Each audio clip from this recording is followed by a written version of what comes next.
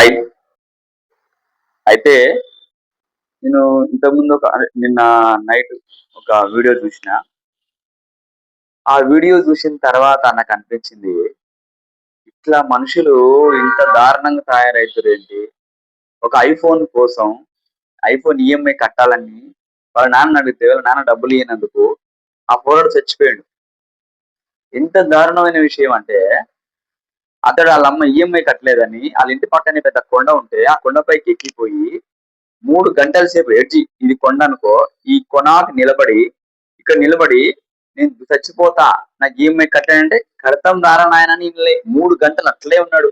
ఆ ఊరోళ్ళు వచ్చిర్రు, చుట్టుపక్కలోళ్ళందరూ వచ్చి నిలబడ్డారు అక్కడ. ఏం చేయాలో అర్థం కావట్లేదు ఎవరికీ.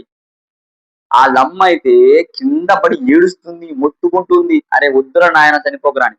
పాపం నాకు తెలిసి ఒక్కడే కొడుకున్నట్టుండు ఆళ్ళకు. 3 గంటల సేపు అట్లుండంటే మామూలు విషయం కాదు.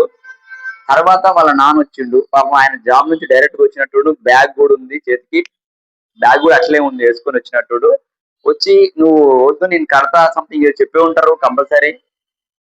చెయ్యి పట్టుకొని లాగబోయిండు. ఆ బాబు కొంచెం వాళ్ళ నాన్న కంటే కొంచెం లావున్నాడు, హైట్ ఉన్నాడు. వెనక్కి ఒరిగిండు. ఆ బలానికి వెనకకి పడిపోయిండు. దాంతో పాటు వాళ్ళ నాన్న కూడా పడ్డాడు.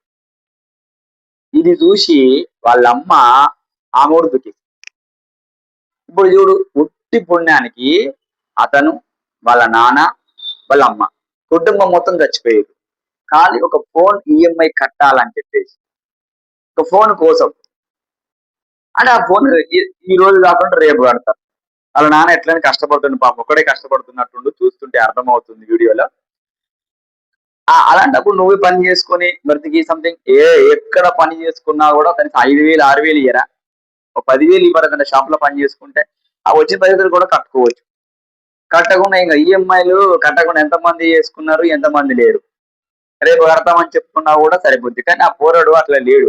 నాకు కట్టాలంటే కట్టాలి అంతే. ఫిక్స్ అయిపోయి కూర్చున్నాడు. ఆయన కడతా అని ఉంటారు నాకు తెలిసి. ఎందుకంటే 3 గంటల సేపు అట్లా ఉండంటే కడతారు రారా నాయనా అని చెప్పుంటాడు. నువ్వు కట్టవు. నా పైసలు సంథింగ్ ఏదని ఉంటాడు. చచ్చిపోయారు. పుట్టి పుణ్యానికి విలాసవంతమైన ఈ సోకుల కోసం, ఈ ఫోన్ల కోసం, ఈ మిగతా విషయాలు చాలా ఉన్నాయి. దానికోసం చనిపోవడం మరి అన్యాయం ఇది. చాలా దారుణమైన పరిస్థితి. చదువుకునే కొంచెం జ్ఞానం వాడండయ్యా. చదువుకున్న పిల్లలు గాని, పెద్దలు ఎవరైనా సరే కొంచెం జ్ఞానం వాడి వాటి కోసం ఈ ప్రాణాలు తీసుకోవాల్సిన అవసరం లేదు. ఆ ఫోన్లు కానీ వస్తువుల కంటే విలువైంది మీ ప్రాణం. కాబట్టి మీ ప్రాణాన్ని జాగ్రత్తగా కాపాడుకోండి. ఈ రోజు కాకుండా రేపు సంపాదించుకోవచ్చు. రేపు కాకుండా ఎల్లుండి సంపాదించుకోవచ్చు. ప్రాణం పోతే ఇప్పుడు పుట్టి పుణ్యానికి పోయిద్ది. ఆళ్ళకున్న పరిస్థితులు ఏంది, అదేంది అసలు అర్థం కాక కొంచెం సేపు నా మైండ్ బ్లాక్ అయిపోయింది. అమ్మ ఏందిరా నాయన ఈ పరిస్థితి ఏంది అని. ఇంత ఘోరంగా ఉన్నారేంటారు పరిస్థితి. అంటే రేపు కాకుండా ఎల్లుండి కట్టుకోవచ్చు. తప్పే ఉందాడా? మంచిగా చదువుకుంటే వాడికి జాబ్ వస్తే వాడే కట్టుకోడు. మంచి మంచి ఫోన్‌లోనే పని చేయొచ్చు. ఫోన్ కంపెనీలోనే పని చేసుకోవచ్చు. వందల ఫోన్లు కొనుక్కోవచ్చు.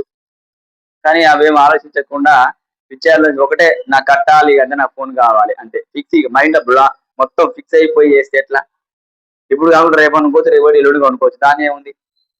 కానీ ఇది మాత్రం నాకు చాలా బాధ అనిపించింది. అసలు మాటలు లేవు. చెప్పడానికి మాటలు రావట్లే. అసలు ఏంది? ఎందుకు అసలు ఏందిది? ఆళ్ళమ్మ అయితే ఘోరంగా ఏడ్చింది. పాపం ఆమె చచ్చిపాయే. వాళ్ళ నాన్న పాపం ఎంత కష్టపడుతున్నాడో బ్యాగ్ యేసుకొని అట్లనే వచ్చిండు డైరెక్ట్. బ్యాగ్ గూడా తీయలే. డ్యూటీ నుంచి డైరెక్ట్ వచ్చినాడు. పాపం ఆయన ఏం పని చేస్తాడో కూడా తెలీదు. ఒక్కగానొక కొడుకున్నట్టుండి చూస్తుంటే.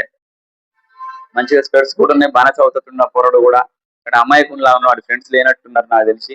కానీ మరి ఎందుకో ఏందో మాత్రం కుటుంబం మొత్తం చచ్చిపోయింది. మరీ దారుణం ఇదైతే.